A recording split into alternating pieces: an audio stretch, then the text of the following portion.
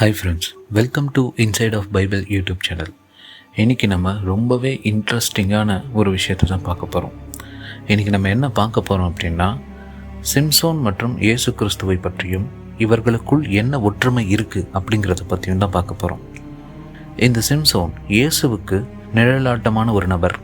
நம்ம எல்லோரும் சிம்சோனை பற்றி கேள்விப்பட்டிருப்போம். இந்த சிம்சோன் யாருன்னா, இவன் ஒரு நியாயாதிபதி. ஆனால் அவனுடைய வாழ்க்கையில் இன்னொரு ஆழமான ரகசியம் இருக்கு.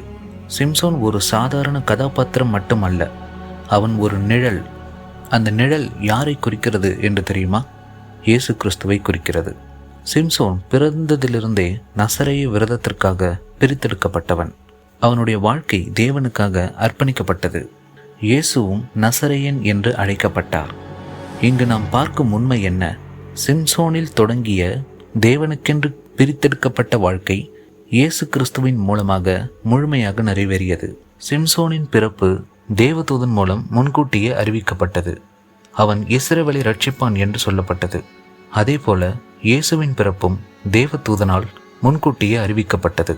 சிம்சோனின் பிறப்பின் நோக்கம் இஸ்ரவேல் ஜனங்களை காப்பாற்றுவதற்காக.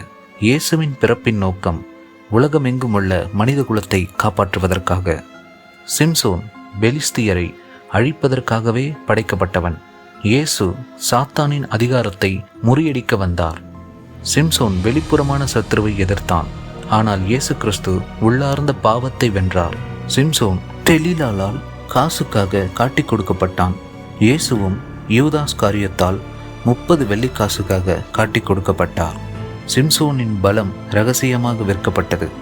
இயேசுவின் அன்பு விலை பேசப்பட்டது. மரணத்திற்கு முன்பு சிம்சோன் தேவனை நோக்கி, இந்த ஒருமுறை எனக்கு பலன் தாரும் என்று வேண்டினான். இயேசுவும் மரணத்திற்கு முன்பு கெத்செமனே தோட்டத்தில் பிதாவை நோக்கி, இந்த பாத்திரம் என்னை விட்டு நீங்க கூடுமானால் நீங்கும்படி செய்யும், ஆகிலும் உம்முடைய சித்தத்தின்படியே நடக்கட்டும் என்று ஜெபித்தார். சிம்சோன் பலத்திற்காக வேண்டினான். இயேசு பிதாவின் சித்தத்திற்கு ஒப்பு கொடுப்பதற்காக வேண்டினார். சிம்சோன் தனது சொந்த ஜனங்களால் புரிந்து கொள்ளப்படவில்லை. இயேசுவும் தமது சொந்த ஜனங்களால் ஏற்றுக்கொள்ளப்படவில்லை. சிம்சோனின் கண்கள் பிடுங்கப்பட்டது. அவன் பரியாசம் செய்யப்பட்டான். இயேசுவும் அடிக்கப்பட்டார். யூத ஜனங்களால் பரியாசம் செய்யப்பட்டார். முட்கிரீடம் சூட்டப்பட்டது. இருவரும் அவமானத்தின் பாதையை அனுபவித்தார்கள். சிம்சோன் 2 தூண்களுக்கு நடுவில் நின்று தனது 2 கைகளையும் தூண்களை பிடித்த நிலையில் நின்றான். அந்த நிலை சிலுவையை நினைவுபடுத்துகிறது. இயேசுவும் சிலுவையில் 2 கைகளை விரித்து மனித குலத்திற்காக தன்னையே அர்ப்பணித்தார். சிம்சோன் இறந்தபோது அவனுடைய சத்துருக்களும் அழிந்தார்கள். இயேசு கிறிஸ்து சிலுவையில் மரித்தபோது பாவத்தின் அதிகாரம் முறிந்தது. சாத்தானின் சக்தி உடைந்தது. சிம்சோனின் மரணம் இஸ்ரவேலர்களின் ஜெயம். ஆனால் இயேசுவின் மரணம் ஒட்டுமொத்த மனித குலத்தின் ஜெயம்.